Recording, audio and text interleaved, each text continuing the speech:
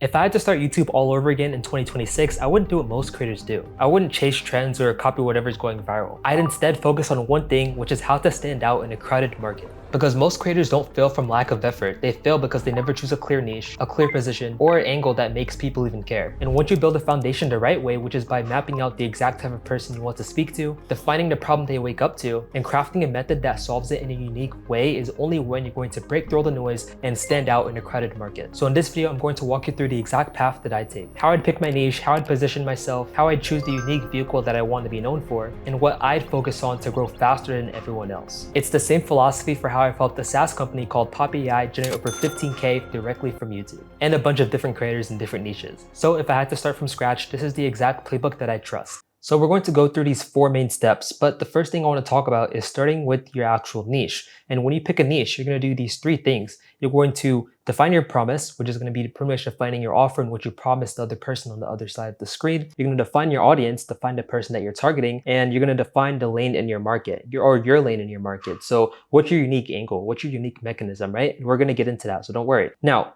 here's how to choose a niche, and these are simple filters that you can use to pretty much find your exact niche. So who do you understand better than most people? This is going to be your expertise. This helps you build empathy, which helps you build trust. If you pretty much explain something and try to make, videos about something you don't really care about, people are going to read that through the screen. You don't want that to happen. Second, you need to ask yourself, who has a problem that you can solve repeatedly? If this is a repeatable system that you can use and integrate and help people out with, then this is going to be your target market. This is going to be the person or the people that you're trying to target. And this helps you build authority in your niche or your target market. And then the third thing you want to do is to ask yourself, who has buying power, right? Because this is what builds the revenue. This is going to be your ideal client profile, because whoever has the buying power in your target market is going to be the person you want to target. For example, let's say you have a SaaS company. Let's say you're targeting brands, right? You're not going to target brands are your target market, but you're not going to target the lower level people, the developers. You're going to target the founder, maybe the CMO, maybe the COO, right? You're going to target those bigger people. That would be your ICP, your ideal client profile. When all these 3 overlap, that's going to be your exact niche.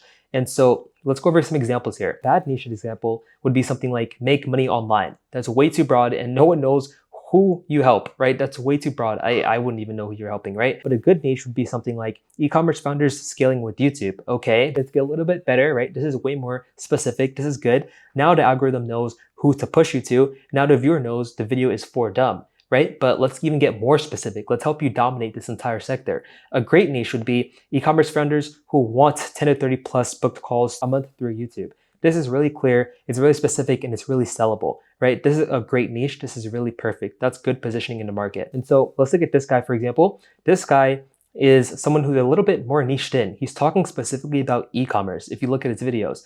And you can pretty much see this is all about TikTok Shop. Maybe it's about, drop shipping with AI, stuff like this, but it's all about e-commerce. It's not too broad and it's not like specifically niche to like just TikTok Shop or anything. It's just niched, right? This is not the most niche you can get, but as an example, you targeting, a specific target market. Now, if we go over to this guy, Dan Martell, a lot of people don't even know. This guy has millions of subscribers now, right? And followers, of course, but no one even knows. This guy used to be really niched in, right? He used to be really niched in and talking about only SaaS and how to grow your SaaS, how to grow your startup, right? And a lot of people don't know he used to do this stuff. And only when he dominated this niche and this sector is when he started to go a lot more general. So this is exactly what you want to do. Don't go general at first, dominate your niche first. And this should help you out. Now, this is going to unlock the first part of what I call the process that you use to help sell on YouTube. And with this first section, you're pretty much going to solve your audience's or your ICP's current situation. So you're pretty much going to be able to ask yourself and find out pretty easily where are they at, what's their pain, where do they want to be, what's the desired outcome, and how can you make them sell themselves into your offer. Once you actually define your ICP, your target market, then it's going to be really easy to find all this stuff out. You just pretend you're in their position and see what they would want. You can even ask questions, look at other YouTube videos, look in their comment sections. What are they asking? What's their pain point, right? And you can't understand your target market or your ideal client profile that much when you're talking to millions of people. So what you want to do is just niche in just like this, especially if you're starting out, because no one really knows you like that. And once you're well known, then maybe you can get more general. By the way, if you want our agency to handle everything for you, including the ideation, scripting, editing, thumbnails, SEO, and posting, all with the goal of getting you more views, more high-quality leads from your channel, then click the first link below to pick your free strategy call with our agency. Otherwise, let's just get right back into the video. Now, second thing we're going to talk about is finding your unique angle, which is your unique vehicle. So pretty much ask yourself, how do you teach? What makes you different? What is your method or style, and what do you want to be known for? Because this is the thing that viewers remember you for, right? So for example, if I think of Dan Martell, I remember him for SaaS. right? If I think of Ali Abdaal, I remember him for productivity in business. If I remember Iman Gaji, I think about social media marketing agency, right? So what do you want to be known for? Now, there's 4 angles that you can choose. We're going to go over some different ones, but of course, there's a lot more angles. These are just some examples. I don't want you to, feel like you're limited to only these, right? The first one is going to be the simplifier. So like, you don't have to make every single video about this specific angle, but these are just some angles you can create videos off of. And then if you can just pick one angle and just run with that for the rest of your channel, that would honestly be perfect, but I haven't seen a lot of people do that. So the first angle is what I call the simplifier. This is when you take complex ideas and make them stupid simple. So people follow you because you remove the confusion but in a bunch of different topics, right? But around that transformation that you're trying to get for the audience. And for example, you would say something like, let me break this down for you in the simplest way possible, right? That's something you would say if you're, taking this angle of making things simple for your audience. Now, another angle is what I call the operator. And this is what I would consider myself as. This is where I teach from real experience, case studies, and frameworks. And people follow you because you give them the how with receipts, because you have the proof behind you. And my proof, I guess, would be helping Poppy I generate over 15K from YouTube, Diego collect over 10K from YouTube, Elliot collect over 15K from YouTube, and a bunch of other creators. We even have I can't name anymore, but we have a bunch of different creators that we're helping make a ton of money with YouTube. And for example, if you're taking this angle, you would say stuff like, here's what actually works in, the field that you're in. And that's what I usually say. Here's what actually works with YouTube. Right? And I would probably say the year 2026 to be more specific.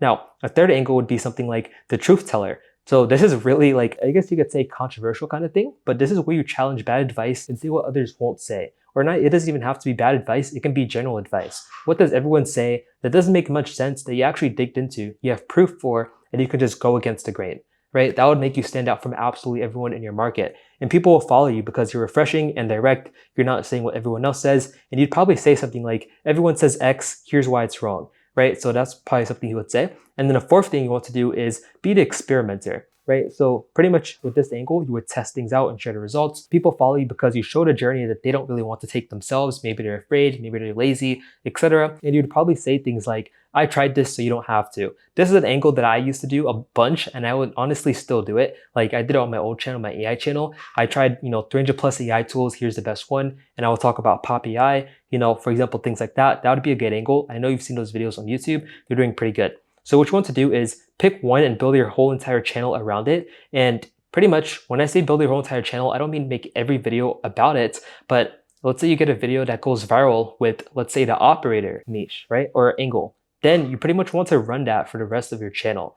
And of course, you can have some different videos, but the operator is going to be your main angle. People who want to learn from real experience, case studies, and frameworks. Right? So that's just an example right there. Because this gives the viewer a formula, right? And every time they see your video in the subscriptions tab, they're going to be like, okay, I already know what I'm going to watch. So your niche pretty much shows people who you're going to help. Your angle tells people how you're going to explain things, and your position in the market tells people what you become known for, right? And so this unlocks the second part of what I call how to sell with YouTube chart. I haven't really named it yet, but pretty much finding out your unique vehicle. What's your unique mechanism? How can you find and help people in a unique way and get them to their goal? And this card pretty much represents a fast track to success. And the money bags represent success because, people are in business mainly for money. Now, the third thing, you pretty much want to make videos that people want. Right? It's supply and demand. It's just like the housing market or like real estate. If a lot of people need a house and someone's able to supply that all those houses, they're going to make a ton of money. And so to find demand that you can help supply, you pretty much want to look for search results, right? So what are people searching for? You want to look for pain points / objections from your sales calls, right? So what are they telling you? Are they giving an objection that, for example, for me, I would get something like, I want to work in-house. I'd rather have an in-house team. Okay, that's going to become a YouTube video of why you should work with an agency instead of an in-house team, right? That's going to be a good video right there. Another thing you could look at is your ideal client profiles FAQs, right? So what's their frequently asked questions? What questions do they ask all the time that you can just make a video about, send it out via DM, maybe email, maybe like in an asset on LinkedIn or something like that. What can you use as a resource, which is going to be your video? What video can you make that's going to solve that frequently asked question and get your audience on your channel, subscribed, looking at all your videos, right? Because eventually they're going to go into offer from there. It's like an actual funnel. Next thing you want to look at is competitors in your niche and even indirect competitors, because these people are pretty much targeting your exact same people that you're targeting. So what are they doing that you can do even better, right? Not copy, but do even better than them. And of course, you want to look at problems that clients pay you to solve, what problems are they paying you to solve. And you pretty much want to use these proven ideas, but make them your own. Find what's already winning and then reshape them into your unique angle. For example, a video titled How to Fix Low YouTube Retention would be, changed and could be made even way better by having something like fix your retention curve in 3 seconds or in 3 steps. Maybe 3 seconds would work too, but 2026 guide. That's a good example right there of just making it even better, right? Another example would be something like, let's say a video is titled The Real Reason Your YouTube Retention Sucks and How to Fix It. Your version would be much shorter, putting those keywords within the first 50 characters and making it a lot better by saying something like, how to fix any YouTube channel's retention in 2026. This is way better, right? It's way shorter and you can read it a lot easier and it's just way better. Like you can just look at it, right? And so it's the same topic, but a new perspective, pretty much. And this unlocks the third part of this chart, which is pretty much helping you sell with YouTube. And this unlocks their dream situation. So pretty much you want to make your audience understand the average person is able to achieve not so average results if they have your unique vehicle. You also want them to understand that you didn't get X result, which is their desired outcome, from anything else other than your unique vehicle. And you don't want to sell a better opportunity, you want to sell them a new opportunity. They're tired of better opportunities. Everyone's telling them,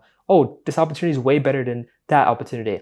No one cares about that anymore. They want a new opportunity. What's a new thing they can do, not a better thing that they can do. And now the fourth thing is going to be learning from data, because your data literally tells you what to do next, but only if you know what you're looking for. So pretty much these are important data analytics that you want to look for. CTR is going to be one of them because CTR tells you if your packaging worked. And if the CTR is low, it's a packaging issue. So you want to ask yourself, what was the thumbnail confusing? Did you target the wrong person? Was the title too vague or too smart? Ask yourself these questions. It's really important. Then is the retention graph. So pretty much retention tells you if your content was good. So what you want to look for is dips. Maybe you bored them, flat lines in the retention chart. Maybe you nailed everything and it's perfect right there. Take note of that. Spikes. So your viewers rewatch something, which is really important. And the drop in the first 30 seconds, meaning your hook is weak.